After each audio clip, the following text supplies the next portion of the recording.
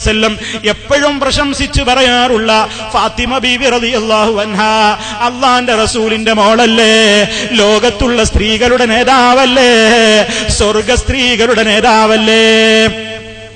ആ നേതാവായ നബി സല്ലല്ലാഹു അലൈഹി വസല്ലമിന്റെ പ്രിയപ്പെട്ട മകൾ ഫാത്തിമ റളിയല്ലാഹു തആല അൻഹാ, ആ ഫാത്തിമ റളിയല്ലാഹു തആല അൻഹയദാ ഉപ്പയുടെ വഫാത്തിന്റെ ശേഷം 6 മാസമെങ്കിലും ജീവിച്ചില്ലേ. എത്ര വിഷമമുണ്ടായിരുന്നു ഉപ്പയെ കാണാത്തത് കൊണ്ട്.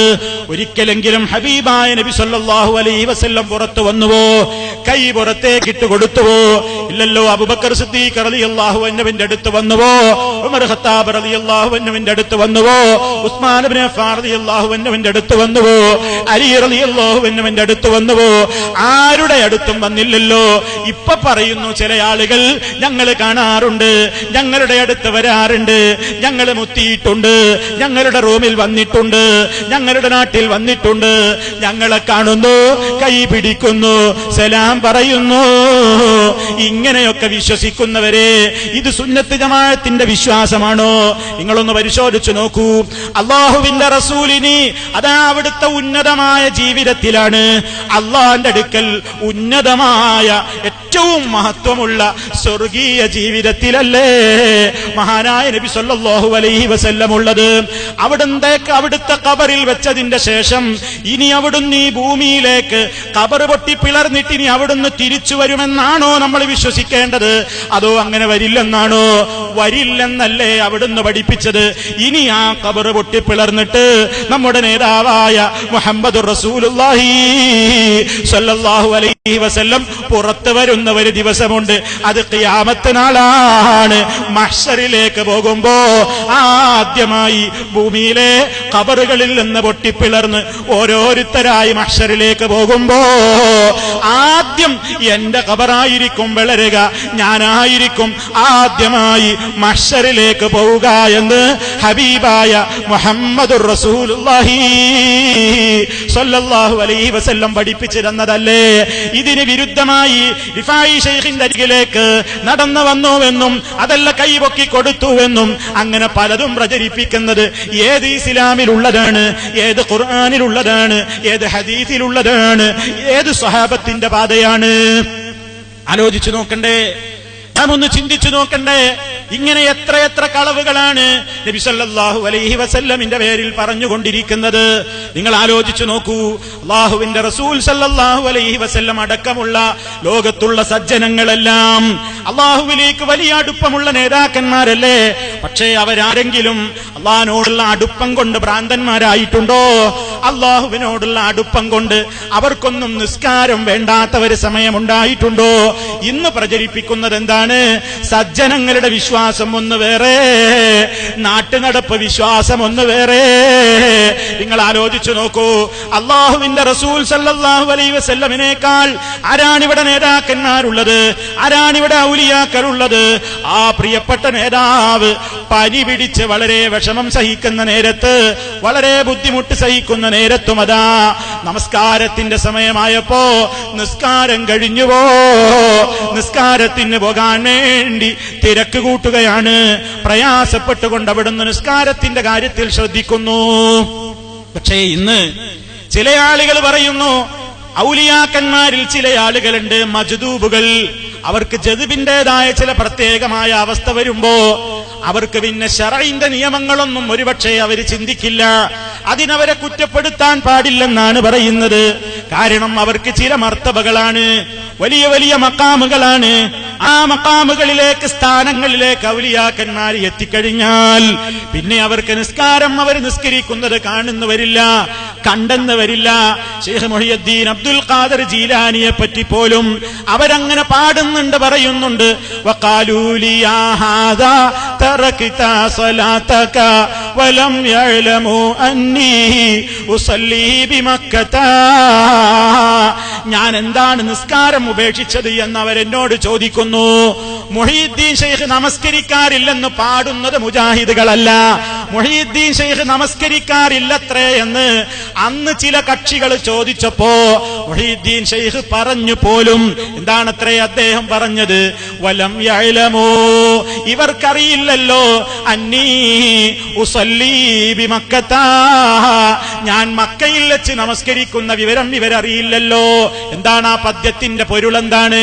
ശൈഖ് ജീലാനി നമസ്കരിക്കാറില്ല പോലും, അവിടുന്ന് ദാ സ്ഥിരമായി നമസ്കാരത്തിന് ഹറമിലേക്ക് പോവുകയാണ്. ഇത് ജീലാനിയെ പറ്റി മാത്രമാണോ വിശ്വസിച്ചത്? നിങ്ങൾ ആലോചിച്ചു നോക്കൂ. കോഴിക്കോട് ജില്ലയിലെ മടവൂർ ശൈഖിനെ സംബന്ധിച്ച് എന്താ വിശ്വാസം? അയാൾ നമസ്കരിക്കുന്നത് കാണുന്നില്ല. എന്തേ നമസ്കരിക്കാത്തതെന്ന് ചോദ്യം ചെയ്തവനോട് റൂമിലേക്ക് കൊണ്ടുപോയിട്ട് വാതിലടച്ചിട്ട് എടോ നോക്കാ വാതിലിലേക്കെന്ന് പറയുമ്പോ, അതുപോലെ തന്നെ എന്റെ കൈപ്പത്തി ഉയർത്തി കാണിച്ചു കൊടുക്കുമ്പോ ആ കൈപ്പത്തിയിലതാ ഒരു മിനി സ്ക്രീന് തെളിയുകയാണ്, ഒരു സ്ക്രീന് തെളിയുകയാണ്. ആ സ്ക്രീനിലേക്ക് സൂക്ഷിച്ചു നോക്കുമ്പോ കഅബാലയമാണ്, മസ്ജിദുൽ ഹറാമാണ്. ആ പരിശുദ്ധ കഅബാലയത്തിന്റെ ചുറ്റുഭാഗത്ത് നിന്നുകൊണ്ടതാ ആയിരക്കണക്കിന് ആളുകൾക്ക് ഇമാമത്ത് നിന്നുകൊണ്ട് CM മടവൂര് നിസ്കരിക്കുന്നു. അതുകൊണ്ട് മടവൂര് നിസ്കരിക്കുന്നത് കണ്ടില്ലെങ്കിലും നമ്മൾ മിണ്ടിക്കൂടാ. ഓറ് മഹാനവറുകൾ എല്ലാ ദിവസവും ഇങ്ങനെ അവിടെ പോയി ഇമാമത്ത് നിൽക്കുന്നു എന്ന് വിശ്വസിക്കുന്നവരെ നിങ്ങൾക്ക് പറയാൻ കഴിയുമോ നിങ്ങൾ സജ്ജനങ്ങളുടെ പാതയിലാണെന്ന്? എങ്കിൽ സജ്ജനങ്ങൾ എന്നതിന് നിർവചനം മാറ്റി എഴുതേണ്ടി വരും. ഈ പറയുന്ന നിങ്ങൾ ഇത് സജ്ജനപാതയാണെന്ന് പറയുന്നുവെങ്കിൽ സജ്ജനങ്ങൾക്ക് നിർവചനം മറ്റെന്തോ എഴുതേണ്ടി വരും. ഞങ്ങൾ വിശ്വസിക്കുന്നു അമ്പിയാക്കളുടെയും ശുഹദാക്കളുടെയും സിദ്ദീഖീകളുടെയും സാലിഹീങ്ങളുടെയും പാതയാണ് സജ്ജനങ്ങളുടെ പാതയെങ്കിൽ ആ നേതാക്കന്മാരൊക്കെ നമസ്കരിക്കുന്നത് അനുയായികൾ കണ്ടവരാണ്, അവർ നമസ്കരിക്കുന്നത് കണ്ടവരാണ്. അവരൊരു ഘട്ടത്തിലും നമസ്കാരം ഒഴിവാക്കിയവരല്ല. അതിനാണ് ഞാൻ നേരത്തെ പറഞ്ഞത്, ഹബീബായ മുഹമ്മദ് റസൂലുള്ളാഹി വളരെ ഏറെ വിഷമിച്ച നേരത്ത് നിസ്കാരത്തിന്റെ സമയമായപ്പോ എഴുന്നേറ്റ് പോകാൻ ഒരുങ്ങുമ്പോ ബോധക്ഷയം വന്ന് വീണു പോകുന്നു. റസൂൽ സല്ലല്ലാഹു അലൈഹി വസല്ലമിന്റെ അവസാന നാളുകൾ, പ്രിയപ്പെട്ട ഉമ്മമാരെ, എന്റെ പ്രിയപ്പെട്ട സഹോദരന്മാരെ, നമ്മൾ കേട്ടിട്ടില്ലേ, മരണത്തോടടുക്കുന്ന നാളുകളിൽ അവിടുന്ന് ഏറെ ക്ഷീണിതനായ ഒരു നേരമുണ്ട്. എഴുന്നേൽക്കാൻ വരെ പരസഹായം, മറ്റുള്ളവരുടെ സഹായം ആവശ്യമുള്ള ഒരു നേരം വന്നിരുന്നു. ആ സമയത്ത് ഓർമ്മ വരുമ്പോ ചോദിക്കുകയാണ്, നിസ്കാരം കഴിഞ്ഞോ? നിസ്കാരത്തിന്റെ കാര്യം ചോദിക്കുന്നു. അങ്ങനെ 2, 3, 4 തവണ എഴുന്നേൽക്കാൻ വേണ്ടി എവിടുന്ന് ശ്രമിക്കുന്നു. ബോധക്ഷയം വരുന്നു. ബോധം തെളിഞ്ഞിട്ട് അവസാനമതാ 2 സ്വഹാബിമാരുടെ ചുമലിൽ കൈയിട്ടുകൊണ്ട് അതാ പള്ളിയിലേക്ക് നടന്നു നീങ്ങുന്നു. കാലുകൾ വരെ നിറത്തുറക്കാത്ത നിലക്ക് അത്രയും ആരോഗ്യപരമായി അവശനായ നമ്മുടെ ഹബീബായ മുസ്തഫ സല്ലല്ലാഹു അലൈഹി വസല്ലം അതാ 2 സ്വഹാബത്തിന്റെ ചുമലിൽ കൈവച്ചുകൊണ്ട് നിസ്കാരത്തിന് വേണ്ടി പള്ളിയിലേക്ക് വേച്ച് പ്രയാസത്തോടെ നീങ്ങുന്നു.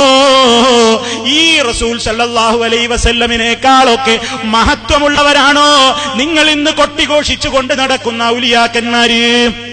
ആണോ?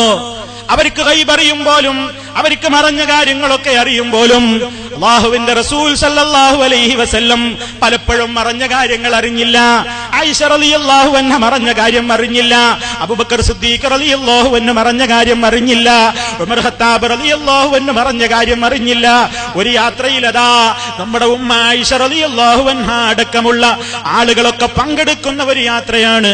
ആ യാത്രയിൽ ഒരു സ്ഥലത്ത് യാത്രാ സംഘം വിശ്രമത്തിന് വേണ്ടി ഇരുന്നപ്പോ നമ്മുടെ ഉമ്മ ആയിഷ റളിയല്ലാഹു അൻഹ സംഘത്തിലുണ്ട്, ഉപ്പയായ അബൂബക്കർ സിദ്ദീഖ് റളിയല്ലാഹു അൻഹു സംഘത്തിലുണ്ട്, സഹാബാക്കളെമ്പാടും സംഘത്തിലുണ്ട്.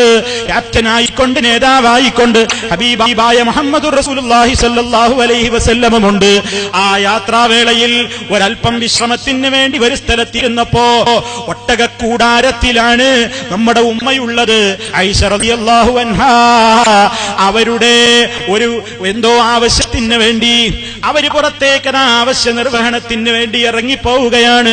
ആവശ്യം കഴിഞ്ഞ് മടങ്ങി വന്നു നോക്കുമ്പോ അവര് ധരിച്ചിരുന്ന മാല കാണാനില്ല. മാല വീണുപോയിരിക്കുന്നു. മാല തിരയാൻ വേണ്ടി അതാ എല്ലാവരും പുറപ്പെടുന്നു. ആയിഷ റളിയല്ലാഹു തആല അൻഹയുടെ മാലയാണ് പോയിരിക്കുന്നത്. ബീവിയുടെ മാല പോയിരിക്കുന്നു. ആരൊക്കെയുണ്ട് സംഘത്തിൽ? ആയിഷ ബീവിയുണ്ട്. ബീവിയല്ലേ? സംശയമുണ്ടോ? വലിയത്തല്ലേ? അബൂബക്കർ സിദ്ദീഖ് റളിയല്ലാഹു അൻഹു ഉണ്ട്. വലിയല്ലേ? മഹാനായ മുഹമ്മദ് റസൂലുള്ളാഹി സ്വല്ലല്ലാഹു അലൈഹി വസല്ലം ഉണ്ട്, നേതാക്കന്മാരെല്ലാവരും ഉണ്ട്. മാല തിരഞ്ഞു നോക്കി എന്നതല്ലാതെ അവസാനം നിരാശപ്പെട്ടുകൊണ്ട് യാത്രാസംഘം പോകാനൊരുങ്ങുകയാണ്. മാല കിട്ടിയിട്ടില്ല. അവസാനം ഇനി മാല തിരഞ്ഞിട്ട് കാര്യമില്ലാതെ എവിടെയോ പോയി എന്ന നിരാശയിൽ യാത്ര ആരംഭിക്കാൻ വേണ്ടിയതാ ആയിഷ റളിയല്ലാഹു തആല അൻഹ സഞ്ചരിച്ചിരുന്ന ഒട്ടകം ഇപ്പൊ കിടക്കുകയാണല്ലോ. ആ കിടന്നിരുന്ന ഒട്ടകത്തെ തട്ടി ഉണർത്തിയിട്ട് ഒട്ടകത്തെ എഴുന്നേൽപ്പിച്ചുകൊണ്ട് യാത്ര പോകാനൊരുങ്ങുമ്പോ അതാ ഒട്ടകം കിടന്നിരുന്ന സ്ഥാനത്തതാ മാല കണ്ടുകിട്ടുന്നു. ഒട്ടകം കിടന്നിരുന്ന സ്ഥാനത്തെ ആയിഷ ബീവി റളിയല്ലാഹു അൻഹയുടെ മാല കാണുന്നു. എന്റെ പ്രിയപ്പെട്ട സഹോദരാ, ആയിഷ റളിയല്ലാഹു തആല അൻഹയ്ക്ക് വിവരം അറിഞ്ഞുവോ? അബൂബക്കർ സിദ്ദീഖ് റളിയല്ലാഹു അൻഹുവിന് വിവരം അറിഞ്ഞുവോ? നബി സല്ലല്ലാഹു അലൈഹി വസല്ലമിന് അറിഞ്ഞുവോ? എന്തിന് തിരയണം ആയിഷ? മാലയല്ലേ ഒട്ടകത്തിന്റെ അടിയിൽ കിടക്കുന്നത് എന്ന് ഉപ്പയായ സിദ്ദീഖുൽ അക്ബർ റളിയല്ലാഹു അൻഹു പറഞ്ഞില്ല. അതുപോലെ തന്നെ പ്രിയപ്പെട്ട ഭർത്താവായ നമ്മുടെ നേതാവ് നബി സല്ലല്ലാഹു അലൈഹി വസല്ലം പറഞ്ഞില്ല. ഒരൊറ്റ ഔലിയാക്കളും പറഞ്ഞില്ല, മറ്റുള്ള ബീവിമാരും പറഞ്ഞില്ല. എന്തേ കാരണം? അതവരുടെ കാഴ്ചയുടെ പരിധിയാണ്. എല്ലാം കാണുന്നവൻ അള്ളയല്ലേ, എല്ലാം കേൾക്കുന്നവൻ അള്ളയല്ലേ, എല്ലാം അറിയുന്നവൻ അള്ളയല്ലേ. അതേ അവസരത്തിലിതാ ഇന്ന് ചില ആളുകൾക്ക് മാല നഷ്ടപ്പെട്ടു പോയാൽ അതാ ചിലരെ സമീപിക്കുന്നു, അവര് പ്രവചിക്കുന്നു. അത്തരത്തിൽ ജ്യോത്സ്യപ്പണിയെടുക്കുന്നവരുണ്ട്, അത്തരത്തിൽ കുതന്ത്രപ്പണിയെടുക്കുന്നവരുണ്ട്. നബി സല്ലല്ലാഹു അലൈഹി വസല്ലം എന്താണ് പറഞ്ഞത്? ഇങ്ങനെയൊക്കെ ഭാവി പ്രവചിക്കാൻ അറിയുമെന്ന് വാദിക്കുന്ന ആളുകൾ, മറഞ്ഞ കാര്യങ്ങൾ അറിയാൻ കഴിയുമെന്ന് വാദിക്കുന്ന ആളുകൾ, അത്തരത്തിലുള്ള ആളുകളെ സമീപിക്കുന്നവന്റെ 40 ദിവസത്തെ നിസ്കാരം ബാത്തിലാണ്. അവൻ അല്ലാഹുവിന്റെ റസൂലിന് അല്ലാഹ് ഇറക്കി കൊടുത്തിട്ടുള്ള ഖുർആനിൽ അവിശ്വസിച്ചവനാണ്. കാഫിറായി പോകുന്ന സംഗതി വരെയാണെന്ന് നബി സല്ലല്ലാഹു അലൈഹി വസല്ലം പറയുമ്പോ നിങ്ങളൊന്ന് ചിന്തിച്ചു നോക്കൂ. സജ്ജനങ്ങളുടെ വിശ്വാസമെന്ന് വേറെ, സജ്ജനങ്ങളുടെ പാത അവകാശപ്പെടുന്ന നാട്ടുനടപ്പുകാരുടെ വിശ്വാസം മറ്റൊന്ന് വേറെ തന്നെ. ആലോചിക്കണം നമ്മൾ, എവിടെയാണ് സമുദായം എത്തി നിൽക്കുന്നത്? എത്രത്തോളം അവരുടെ ഔലിയാക്കന്മാർക്ക് എന്തും ചെയ്യാം, എന്ത് ചെയ്താലും അത് പ്രശ്നമല്ല. അവര് നമസ്കരിക്കില്ലെന്ന് മാത്രമല്ല, ഇനി കള്ളു കുടിക്കുന്നത് കണ്ടാലും നമ്മൾ കുറ്റം പറയരുത്. കാരണം അവര് ബോട്ടിലങ്ങ് തുറന്നിട്ട് വായിലേക്ക് ഒഴിക്കുമ്പോഴേക്ക് ആ കള്ളിനെ തേനാക്കി മാറ്റാൻ അല്ലാഹുവിന് കഴിവില്ലേ? അല്ല കഴിവുള്ളവനാണ്. അതുകൊണ്ട് ഒരു ഔലിയ എന്ന് പറയുന്ന വ്യക്തി കുടിക്കുന്നത് കണ്ടാലും പ്രത്യക്ഷത്തിൽ നമ്മൾ എതിർക്കാൻ പാടില്ല. മാത്രമല്ല, ഈ വിഭാഗം ആളുകളൊന്ന് മനസ്സിലാക്കണ്ടേ. ഓ പള്ളിയിലെ മുസ്ലിയാരെ, ഇത് കേൾക്കരുതെന്ന് പറഞ്ഞിട്ടുള്ള മുസ്ലിയാരില്ലേ, അത് അങ്ങോട്ട് പോകരുതെന്ന് പറഞ്ഞിട്ടുള്ള മുസ്ലിയാരില്ലേ, നിങ്ങൾ ദീനിൽ നിന്ന് പുറത്തു പോകും ഭർത്താക്കളെ നിങ്ങളുടെ ഭാര്യമാരെ വിടരുതെന്ന് പറഞ്ഞ മുസ്ലിയാരില്ലേ? ചോദിക്കട്ടെ, നിങ്ങൾ ഏത് സുന്നത്ത് ജമാഅത്തിലാ വിശ്വസിക്കുന്നത്? നിങ്ങൾ ഏത് ഖുർആനിലാ വിശ്വസിക്കുന്നത്? നിങ്ങൾ ഏത് ഹദീസിലാ വിശ്വസിക്കുന്നത്? ഓ ചോദിക്കട്ടെ, ഔലിയായിനെ സംബന്ധിച്ച് സജ്ജനങ്ങളുടെ വിശ്വാസം എന്താണ്? നബി സല്ലല്ലാഹു അലൈഹി വസല്ലം എന്താ വിശ്വസിച്ചത്? സ്വഹാബത്ത് എന്താ വിശ്വസിച്ചത്? അവർക്കിങ്ങനെ 10-40 തടിയാണോ, 360 തടിയാണോ? എല്ലാ സ്ഥലത്തും ഇങ്ങനെ പ്രത്യക്ഷപ്പെടലാണോ? നിസ്കാരം വേണ്ടാത്ത ഘട്ടമുണ്ടോ? അതുപോലെ തന്നെ അന്യ സ്ത്രീകളുമായി പ്രത്യേകമായ രൂപത്തിലുള്ള ചുംബനങ്ങൾ സമർപ്പിക്കുന്ന കാഴ്ച കണ്ടപ്പോ ഒരാൾ പോയി എതിർത്തില്ലേ? ഞാനിത് വെറുതെ പറയുന്നതല്ല. ഓ ഇവിടുത്തെ മുസ്ലിയാരുടെ കക്ഷി ഇറക്കിയിട്ടുള്ള ഒരു പുസ്തകത്തിൽ നിന്ന് ഞാൻ വായിച്ചു കേൾപ്പിക്കട്ടെ. നിങ്ങളൊന്ന് ആലോചിക്കണം, നിങ്ങൾ ഈ ജനത്തോട് മറുപടി പറയണം.